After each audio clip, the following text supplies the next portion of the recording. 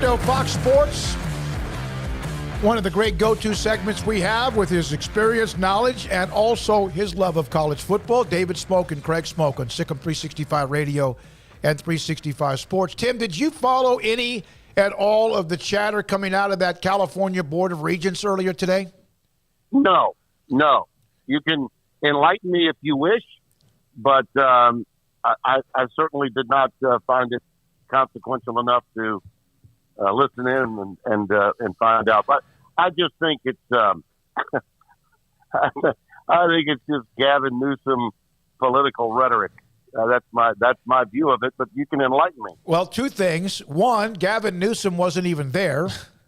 And then this comment, Stuart Mandel on his Twitter feed, one of the regions seems to be under the impression that Cal can just decide whether or not it wants to be in the Big Ten. Yeah, I don't think it works that way. Yeah, I don't think it quite works that way. I'm not gonna. I think a lot of people, David. I think a lot of people believe that that all of this is orchestrated by television, and that that Fox is the the people, the company I work for, are pulling all the strings, and that's not true. I mean, the Big Ten is going to do what the Big Ten is going to do. Fox was instrumental in putting together all these deals, and certainly weighed all the different bids that were coming in from all of the networks, and certainly was a strong advisor to what the Big Ten ultimately decided to do. And while it hasn't been formally announced yet, the overall contract, I think we understand the bulk of it and what it means to have over-the-air networks carrying Big Ten football from noon until almost midnight on free TV, and then the potential of some additional streaming to go with that's yet to be announced. But the Big Ten is still going to do what they want to do, and I'm not sure that they have completed their decision-making process yet, because if they had, I think that there would be a formal announcement of this new deal. Okay, I think that's really all that's left. One of the reasons you hear people say we're not sure about realignment being completed is for that very reason. Got to remember now, these are presidents of universities, and if you're not, the Board of Regents certainly is not the president. He is a member of the board of the Board of Regents of Cal and Berkeley. So I'm sure he has some information that maybe others don't. But let's not misconstrue. This is not the president of the University of California that's suggesting this. It's a board member. But bottom line, if by some chance the Big Ten felt compelled to bring in an additional market like San Francisco, with the thought process first and foremost being we really believe these schools absolutely match up with us academically, that could be at work without us knowing. I mean, it could be. So I'm not going to completely rule any of that out, but I don't believe it. No, I don't. Not right now. I don't. Tim, down there in your neck of the woods, LSU's got a quarterback competition going on. Miles Brennan just decided to give up football a few days ago. So now we're down to Jaden Daniels, the transfer, Garrett Nussmeier as well. It's been, I don't know, probably down there not as quiet surrounding Brian Kelly, but I just was reading over some offseason stuff and quarterback comps and all that, and I still don't know how to feel about him in year one. What's kind of the thought process for you as far as Kelly and the Tigers starting off?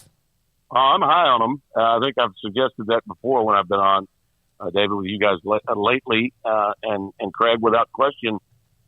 He's a quarterback guru. Now, he's more of a defensive-minded coach. That's why Ben Rod is with him, his longtime OC. Ben Rod was obviously with Cincinnati before coming back with him now at LSU. With him gone, with Miles Brennan gone, that's still a strong quarterback room. You didn't mention the freshman, but he's a stud. I do think Nussmeier, though, is a very capable backup potential, and the kid from Arizona State is athletically the most gifted of that crew. And I saw him a couple of times covering the Pac-12 with Arizona State. In fact, his first big win on the road at Michigan State, Spencer and I had in his freshman year. So, and he's, the issue for him was always protecting the ball, and I think that he's going to be able to do that. But he's not just a running quarterback. I think there's been this thought, particularly because Miles Brennan was there and had some great numbers from his first 3 games before he got hurt in 2020. I think there was this thought that, Jaden was really a runner. He's a thrower. I mean, he can pass the ball with the best of them and pass on the run. I think that they're still in great shape. And I think LSU is a team that's being really undervalued this year. And I think a lot of it is because Texas A&M is getting so much hype. Too much so, in my opinion. I think LSU is in a position, especially with their schedule, to do much better than even Vegas thinks. I think the over/under on their season right now is 6.5 wins. If you got any extra money, man, I'd lay that bet down right now. Okay, that and Kansas at 1.5 are the two that you want to spend your money on right now, in my opinion, on the over/under for the season wins.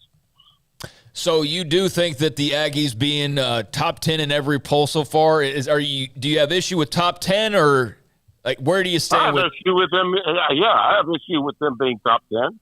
Yeah, I don't have them ranked in my top 16. Okay, yeah. And I list 10 teams and then 6 teams on the outside looking in. You will not find Texas A&M there.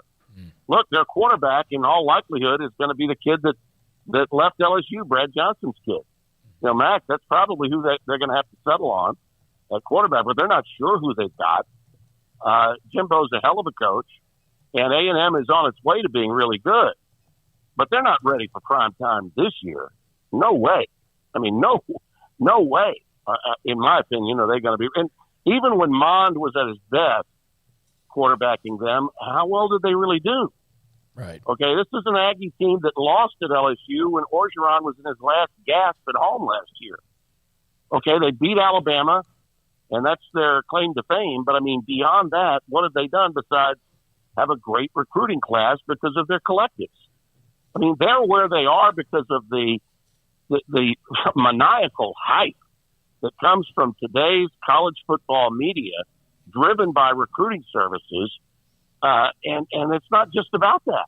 Okay, they're still young guys. Okay, and the veteran players there have not been able to string together success. They've not flown with a full cup of success successfully since Jimbo's been there.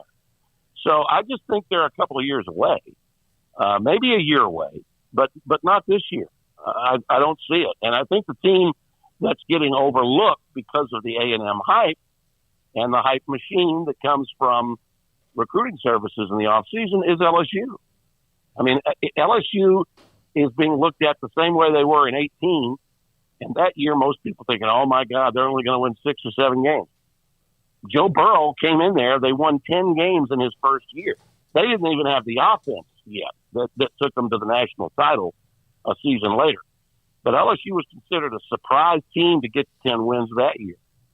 And I don't see any reason not to think that LSU's team this year could be as good as that first team that Burrow had in 18. Tim Brando, Fox Sports with us, Sikkim 365 Radio, 365 Sports, Craig and David Smoak. Paul's out today, back tomorrow. So I saw your comments about Dakotas Crawford and what may be the best NIL thing ever. Not yeah. Even and it's gone viral. And to me, and again, I love it. The guys are getting money and all that, the sports athletes, whatever. But how good was that commercial? Oh, it's wonderful. Yeah, I think the two. I put that one right up there with the kid that was the tight end that caught the winning touchdown pass for Kansas, Texas last year. And what was it? It was I'm trying to remember the Applebee's. Was it Applebee's? Okay. Yeah. And I think the closing line to the commercial was going for 2. I think I'll go for 2. I love that. And that's exactly what name, image, and likeness is all about. And it didn't hurt my feelings that the young man was from Louisiana either. Yeah, that's right. You're right. Yeah. Tim, we were just talking with Joseph Duarte, who covers Houston, and there's obviously a lot of excitement this last year before they enter the Big 12. They've got two massive games out of the gates with UTSA and Texas Tech, but Houston and Dana Holgorsen, do you sense some momentum building down there? 10 wins a year ago, but the Big 12 on the horizon. How do you see them? I can't wait to do that game. Spencer and I have it in week 2 down in Lubbock. And I'm thrilled that we've got that game because, as you know, Coach McGuire's gotten a lot of, positives going on down in Lubbock with the Red Raiders. And you guys know him well. Yep. And understand his pedigree because of what Matt Rule saw in him. And I remember last year, the last time I went down there with Spencer, and Sonny Cumbie was still the interim at that time, but McGuire had been named. He came up to the booth to see us, and you can't help but get excited when you're in his midst. He's just so powerfully magnetic a personality when he walks into any room. So I don't doubt that he's going to have a really good year, but I do think it's the right time for Houston to play them. You want to play a team with a new staff as early as possible, and Houston's loaded at every skill position. If Holgorsen had on his schedule a team like Notre Dame on the road, like Cincinnati did last year, I might have picked them in the 4th or 5th position. But the problem for Houston is they don't have a team on their schedule that can catapult them up from wherever they are to start the year. And if you look at my preseason poll, you'll see that I have them at 10. Okay, because I love to give non-Power 5 teams that opportunity to be ranked in the 10th position. Last year, I put Cincinnati in the 4 hole, the same place where I have Baylor this year, because I thought they could go on the road and beat Indiana, who was coming off a 6-2 COVID season year in Bloomington, and then they get a week off, and their next opponent was Notre Dame. Well, to me, if you're Cincinnati and you go on the road and play a Big Ten team that won 6 games the year before, and then you beat Notre Dame right after that on the road, you deserve to get a huge bump. And they did. And they stayed and hovered around 4 most of the season. And because Baylor lost that game to TCU and because Oklahoma State lost to Baylor, Cincinnati was able to sneak in. Houston is good enough to be that team. I think they can win every game, fellas. I do. But again, they get their toughest games are early, and I think that actually helps them. Beating Texas Tech early will give them some credibility, but it won't jump them in the polls like Cincinnati jumped when they beat a team like Notre Dame after beating a Big Ten team right before that. So I love them. I think that this is Houston's time to shine. The financial situation for them is so good. That's why Dana left a Power 5 school to go to the American Conference, and now a precursor here for the Big 12. This is going to be a cause game for both teams. Texas Tech is going to, basically have a lot of pressure on it to make sure that they hold ground and make the Big 12 look good. And Houston wants to go in there and say, hello, how do you do? Yeah. And say, we're ready for you in a very big way. Fertitta and those guys down in Houston are set to go and come into the Big 12 with a lot of pomp and circumstance. And this is a game for them to show out a little bit. Tim, the realignment has calmed down. We mentioned about the California border regions, but things have calmed down. The Big Ten has still not yet officially announced everything, and that's the first pop that has to come, and then whatever the Pac-12 does, if they can, to react to it. It does seem like it is in a calm before the storm. Would you agree? I would, yeah. And I think one of the reasons for that is that the presidents, chancellors and whatnot of the Pac-12 are now waiting to see what George Kliavkoff can do to add some greater value to the Pac-12 for its television negotiations. Remember now, they've got a year advantage on its new contract to the Big 12. And whatever the Pac-12 has up its sleeve, it's on the clock now to get it done. Brett Yormark and the people in the Big 12 have more time But whatever they do, it'll be after the Pac-12 has done its deal. So the question becomes, the waiting game and who's doing what when to make their particular deal as good as they can make it. And how much is ESPN and Fox, the two primary suitors for college football, how much are they willing to dole out for what the Pac-12 has and for what the Big 12 has? Pac-12 has bigger markets, better markets from a size standpoint. Big 12 has more passion and I think a greater history, and they have the ability to play in a noon window that the Pac-12 does not. At least most of the time, the Pac-12 does not. I don't think you're going to see too many 9 a.m. games anymore from the Pac-12. But that's where we are, and I think that this calm before the storm, though, fellas, could be one that jumps right back up. Yep. Right about the time we begin the season. Don't be surprised if presidents of universities and major players make decisions to take the focus away from the field when the games begin. It's happened before.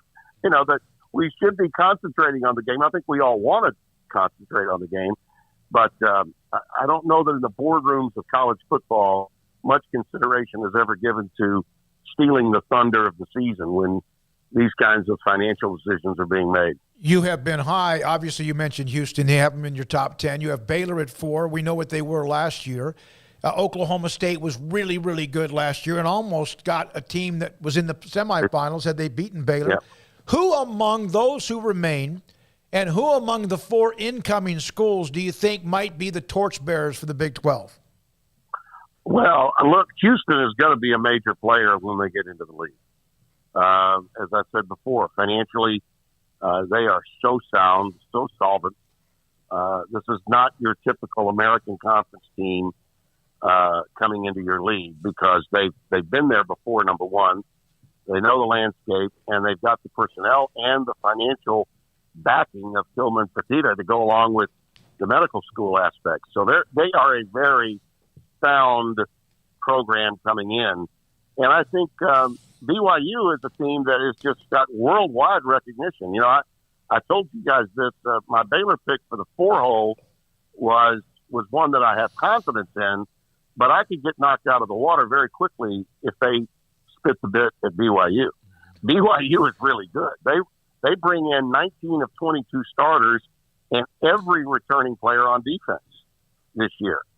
And Sataki is a coach that they were very unhappy with early, and now he's put together a 10-win season, backed up with another really good season, and they have an opportunity to show out early with Baylor coming to them.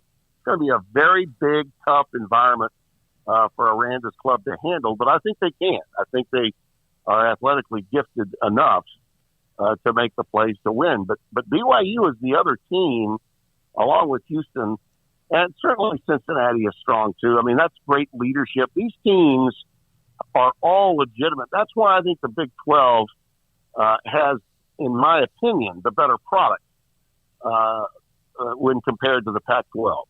Where these programs are currently, who their head coaches are, how long they've been within the conference that they've been in, how long have they been viable. And Luke Fickell's done an incredible job. And I don't think he's going to be leaving there unless suddenly the Ohio State job were to come open. And I don't anticipate that happening anytime soon. But Fickell is ensconced there at Cincinnati. So all of them really are going to have a really positive impact. And I think they hit the ground running coming into the league as soon as they get there. Tim, today Dave Aranda spoke to the Rotary Club in Waco at McLean Stadium, and I had somebody feed me the audio and the video of it. One of the things I learned today, he's talking about all the tough road games, including the one in Provo, among other places as well. But he was talking about that they want to weather the storm because of what you cannot control on the road.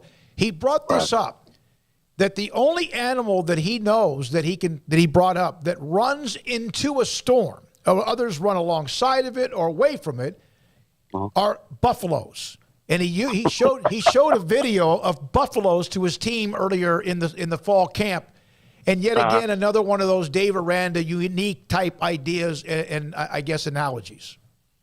Well, he's well-read, highly intelligent. He doesn't say a lot, but what he does say is memorable. And a lot of times when you're talking to him prior to a game, there can be some long pauses in his conversation. He's measured in a good way, with what he says. And, he knows that his team is getting a lot of hype from guys like me and a few others out there. And certainly it's not lost on him that this was the first time at Big 12 Media Days that Baylor was ever picked to win the conference.